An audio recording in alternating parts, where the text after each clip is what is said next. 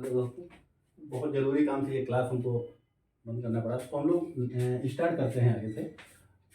पिछले लेक्चर में हम लोगों ने पढ़ा था कि जो मिक्सचर का तापमान था, जब दोनों पदार्थों को मिक्स किया गया तो हॉट पदार्थ के द्वारा हीट को लॉस किया गया और कोल्ड पदार्थ के द्वारा वही हीट को एब्जॉर्ब किया गया। ठीक है, तो ये हो गया एक वस्तु के द्वारा दी गई ऊष्मा बराबर दूसरे वस्तु के द्वारा ली गई ऊष्मा। ठीक है, तो जब हम लोगों ने उसको कैलकुलेट किया तो यहाँ पर देखिए टी बराबर टी मिक्सचर जो है हमारा आ रहा है M1C1T1 plus M2C2T2 divided by M1C1 plus M2C2। ठीक है, एक फार्मूला आ गया, इसको हम लोग अब अलग अलग केस में देखते हैं।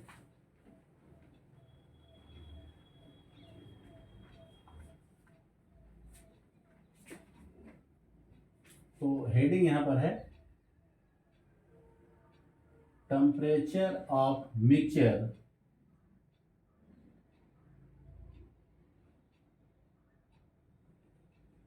In different cases, in different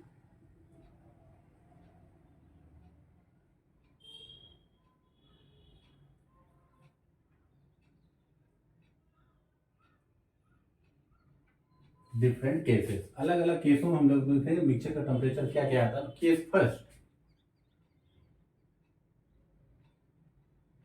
first में यह है, यदि दोनों पदार्थ, जो पदार्थ एक और दो थे, उनका स्पेसिफिक हीट बराबर हो जाए, ई C1 बराबर C2, मतलब दोनों पदार्थ का स्पेसिफिक हीट क्या होगा, एक ही हो गया, मतलब एक ही हो गया material.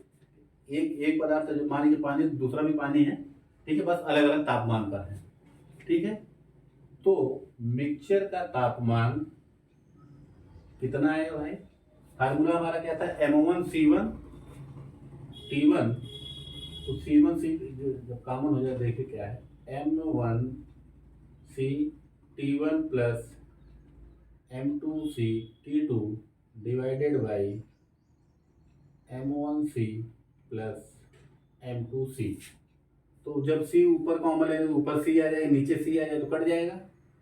M1T1 plus M2T2 divided by M1 plus M2, ये आ जाएगा केस फर्स्ट में। जब दोनों पदार्थ का स्पेसिफिक हीट सेम रहा तो मिक्सचर का तापमान ये आया। केस सेकेंड, जब दोनों पदार्थ की मात्रा समान हो जाए, मतलब इफ M1 और M2 पदार्थ अलग अलग हैं लेकिन उनकी मात्रा एक ही है। ठीक है, तो जो मिक्सचर का तापमान आएगा, अब यहाँ पर m हो जाएगा, m तो m कट जाएगा तो डायरेक्ट लिख देते हैं हम लोग C1T1 plus C2T2 divided by C1 plus C2। ठीक है, ये रहा जब दोनों की मात्रा अलग अलग है, दोनों की मात्रा सेम है लेकिन पदार्थ अलग अलग है। ठीक है, केस थर्ड है इफ M1 बराबर M2 एंड C1 बराबर C2, मतलब कि दोनों पदार्थ एक ही है इसलिए स्पेसिफिक हीट सेम होगा और मात्रा भी सेम है। दो, मान लीजिए 1 kg ये है तो 1 kg दूसरा पदार्थ भी है, लेकिन टेम्परेचर क्या होगा, अलग अलग होगा।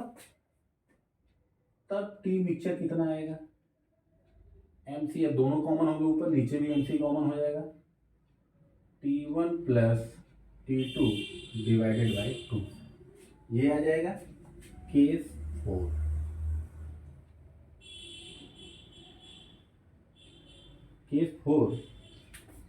केस फोर में हम लोग ये बात करेंगे कि यदि मान लीजिए पानी और आइस को मिक्सचर किया जाए।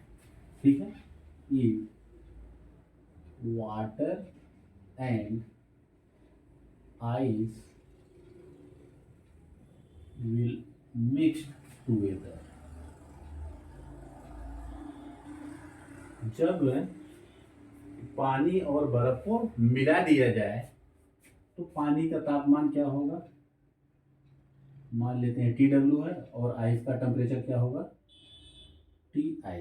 ठीक है, जो मिक्सचर का टेम्परेचर आता है MW TW minus MI Li/CW। देखिए MW mass of water, temperature water का, Mi मास ऑफ आइस, इस पे Li क्या है, लेटेंट हीट ऑफ आइस, और Cw क्या है, तो इसको ऐसा लिखिए, स्पेसिफिक हीट ऑफ वाटर, ठीक है, डिवाइडेड बाई MW प्लस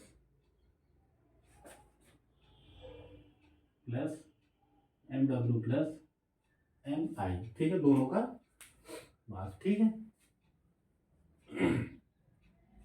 ये आया,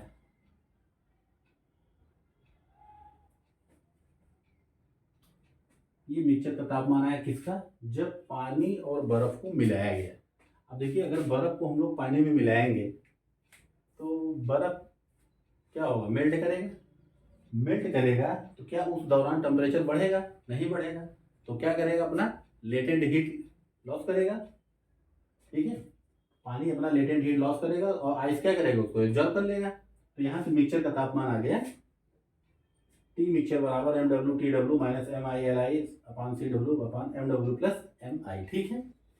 तो इसको मिटा देते हैं। एक केस और है कि यदि मान लीजिए हमने बर्फ और मिक्सचर को मिलाया और मिक्सचर का तापमान आइस के टेम्परेचर से कम आ गया है, भाई जब रखा गया होगा, मान लीजिए हमने कहा ये आइस है और ये पानी है, इसका तापमान Ti, इसका तापमान TW, जब दोनों को मिला दिया गया भाई, और किसी कारणवश या ये कह दिया जाए कि जो टी आइस है, टी या मिक्सचर का तापमान वो आइस के तापमान से कम आ जाए, ठीक है। केस फिर if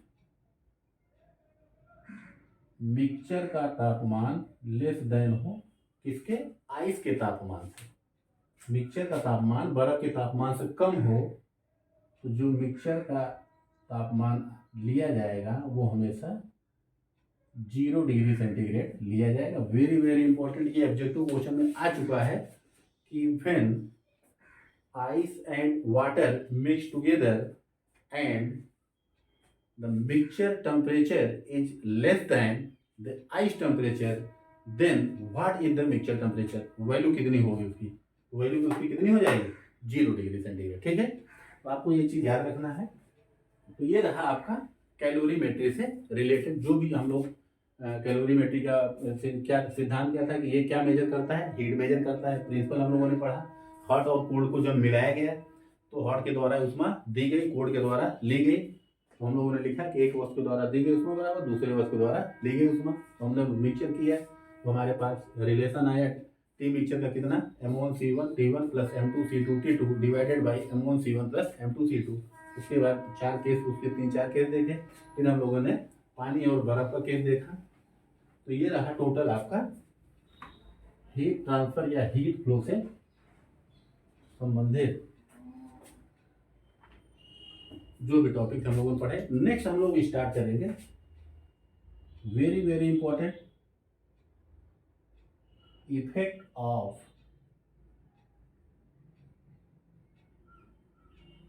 impurity on VP, FP and MP।